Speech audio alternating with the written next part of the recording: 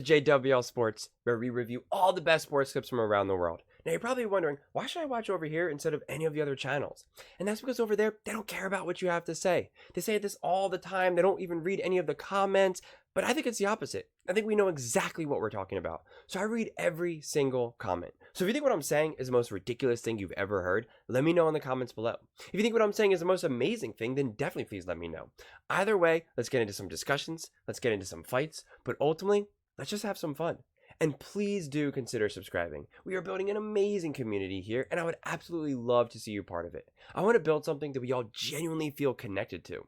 Something that we're really excited to be part of, and I think we're well on our way to doing it. So without further ado, let's get to it. We're watching a clip of First Things First, talking about the Super Bowl, of course. And the question is, why did the Chiefs win? What are the biggest reasons why the Chiefs won? This, to me, is the most interesting question, and I'm really, really excited. I've been waiting to do this part of First Things First because I want to see if we get some actual, honest analysis. I actually wrote down why. I was debating whether or not I want to share my reasons first or let them go first. But as I was queuing up this clip, I haven't watched it yet. I accidentally went too far ahead because I didn't see the bottom part yet. And I saw that Nick goes on a whole rant, so I think I'm going to let Nick go on his whole rant.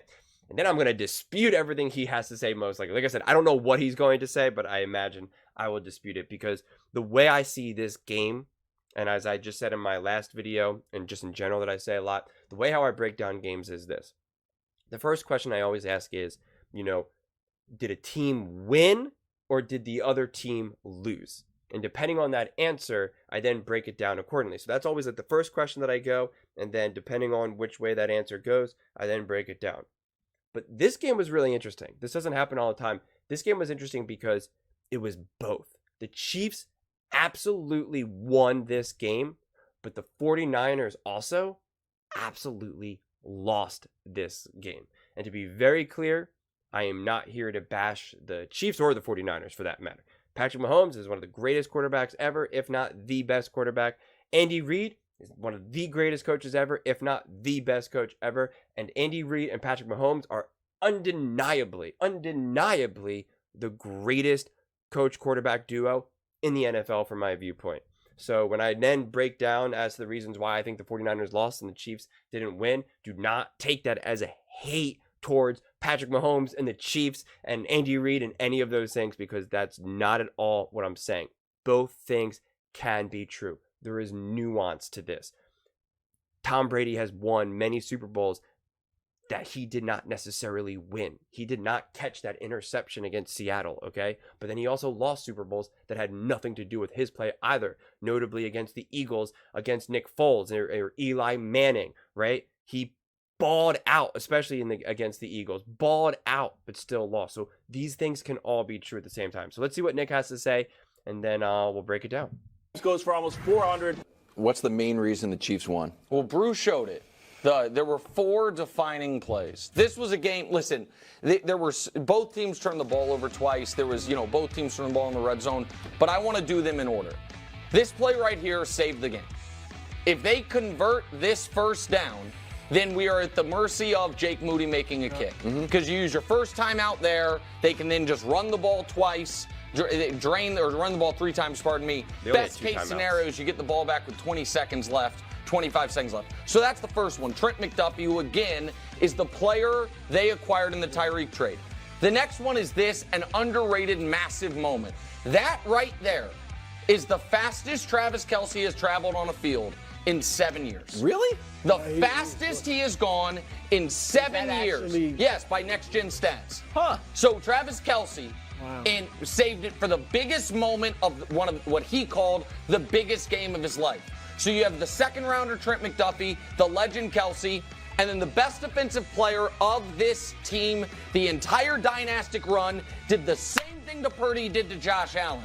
You've got someone open, you're not going to be able to hit him. And then Patrick Mahomes, 2 people open and couldn't hit him. This is from Bill Barnwell. So Mahomes obviously hurt his knee on a sneak, and then in the playoffs against Baker and the Browns, remember, got choked out accidentally. The Chiefs had not called a designed Mahomes quarterback run until this game. and they ran it a couple times, and then it's 4th down in overtime, you're trailing. The Super Bowl is on the line, and a legend comes through. And we can pick some other plays. Mahomes had other good scrambles, and obviously there were other big plays in the game. But those 4 plays, Brew, if any one of them doesn't happen, they might not win. If the first or the last doesn't happen, they definitively don't win. That's how they won the Super Bowl, with each of their 4 key cogs making a huge play. Okay. That is not the whole truth. That is definitely part of the truth, and that is why I said that that is how the Chiefs won the Super Bowl, right? How it was partly of them winning and the 49ers losing. Now, again, that run play was great. It was awesome. With Patrick Mahomes, it was an amazing call by Andy Reid. That was just Andy Reid out coaching Shanahan, because Shanahan didn't do that with Brock Purdy, and definitely could have, and just didn't. But so that is the aspect, like as Nick Wright, laid out as to why the Chiefs won that game. But now let's talk about how the 49ers lost that game. Because as he just said, if any of those 4 things didn't happen, then the Chiefs, might have not won that game. Okay, if that's true, let's just say that that's true. Then what about Christian McCaffrey fumbling the ball, which was his fault? It wasn't just great defense, it was his fault. What about that? What about the fumble? And I don't even know if it's considered a fumble. It's kind of a little confusing. The punt return fumble, how it hit off the one guy's leg and then the other guy tried to dive to get it. What about that? Because that was the 49ers beating the 49ers. That was like a fluky thing, but that was a 49er, that was technically on the 49ers. How about the missed extra point? Okay? That missed extra point was not the Chiefs' amazing defense of getting the hand up there. They even talked about it on the broadcast. That was a bad kick by the field goal kicker. That had nothing to do with the Chiefs. Then the coin flip.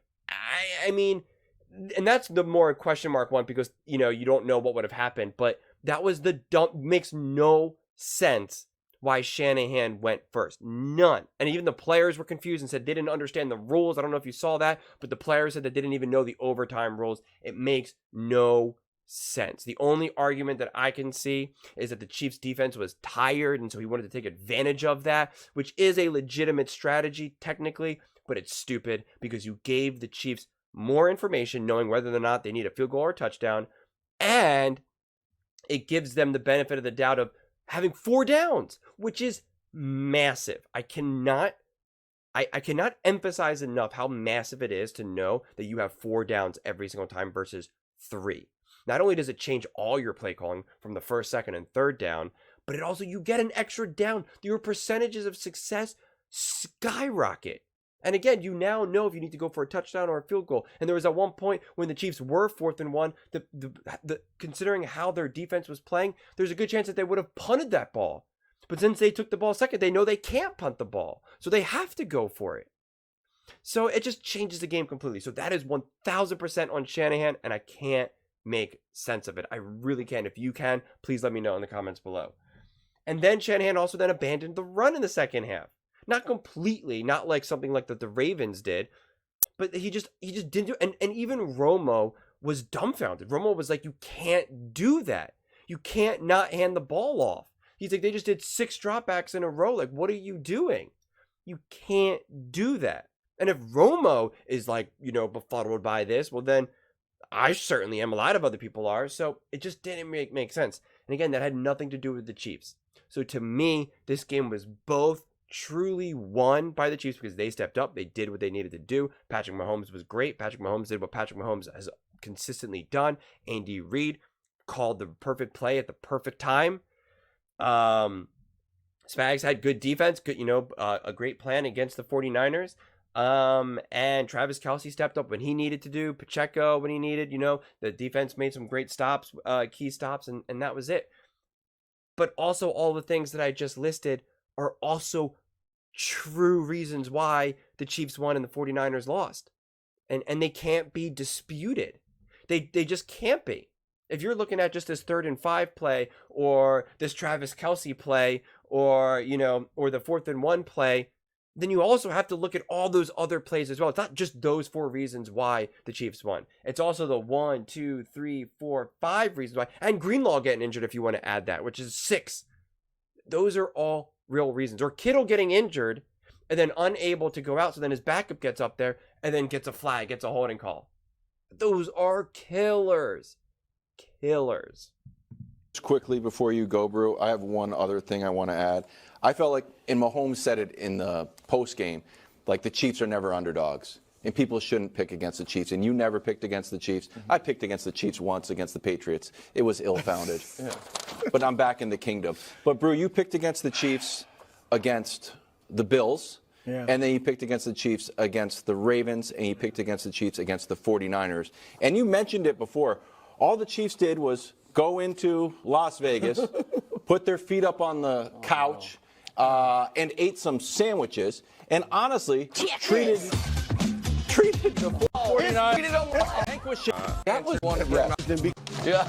Bit as well. Against in the teams I was picking did like I was certain Buffalo was gonna beat them. Certain Buffalo. Yes. And then I was a little less certain but I was, I felt very confident about Baltimore. Oh, I thought it would be the other way. No, I thought Baltimore was the most I thought Buffalo was going to take them out. I was very confident about Baltimore too, but I was seeing the Chiefs like, okay, they're starting to come. All right, so I felt the Chiefs were playing better. This game, I obviously had confidence in San Francisco, but I obviously had a lot of worries too. And so, but anyway, they won because of Mahomes. That's right. I mean, let me give Chris Jones credit. The defense was tremendous. All right, it was a great defensive battle, and I don't want to take anything from Chris Jones and McDuffie and Snead. McDuffie was like all over it. Purdy some of those passes had to be absolutely perfect. Like the one, I think it was Debo in the end zone that McDuffie knocked away. Mahomes is just that dude. Like it's. When I watch Mahomes, and look, I gotta reclaim this take. Oh, because I see Tony Romo. Oh yes, I see Damian Woody talking about this is the Michael Jordan of the NFL era. This is the Jordan era. And I said that 5 years ago after Mahomes' rookie year. Now, he hadn't even won a Super Bowl yet. But when he threw for 50 touchdowns, 5,000 yards. His first year as a starter. Yeah. I said, this dude is Jordan-esque. And I didn't necessarily expect this type of winning yet, but that he would have this type of winning. And, Nick, when I watch Mahomes, and it's not about LeBron, obviously, Jordan debate right now, but I see why. We could find a way to get that in here. It might really be a ratings bonanza. But go ahead. You remember, and you brought it up a lot, that Jordan, after winning just 3 championships, was viewed as the GOAT. He was on the statue. Right, he's on his statue. Now, granted, that's in Chicago, but still, even before he won 3, people were saying he's the best ever. When I watch Mahomes, I'm reminded of why. Because it's not just about the accomplishments, even though Mahomes obviously has a lot. When you just watch him, he makes things that seemed impossible. Now they're happening. When Jordan, one of my lasting memories with Jordan was I used to watch him and be like, man, a game that used to be over, you're down 15 with 4 minutes left, used to be over. It's not with Jordan. And with Mahomes, I mean, he really only needs like 13 seconds, obviously. But if he's got 30 seconds, a minute, whatever, the question is not, is he going to get the field goal to tie it? It's, is he going to get the touchdown to win? So I haven't felt that way about anybody before. So I want to stay here just for a minute if we can, because we obviously have more banners and things to do. But this is interesting. Because you said, and this isn't me poking you, because I think it was more about the team around him than about what you thought of him during the year, that for the first time in your life watching Mahomes, you didn't expect when they were down 3 and he got the ball for them to come through. When you were watching last night, even though it's not like he had played brilliantly until the very end, in those 2 circumstances, down 3 with 1:50 left in regulation, and then in overtime when a touchdown wins it, in those moments, did you expect him to come through? Yes. Yeah, me too. No doubt. With 1:50 left, I was just hoping they didn't get a touchdown. Yep. All right. And then I wasn't sure he'd get the touchdown in overtime, but I knew they were at least going to. So there's one other reason, though, Wilds, why the Chiefs won.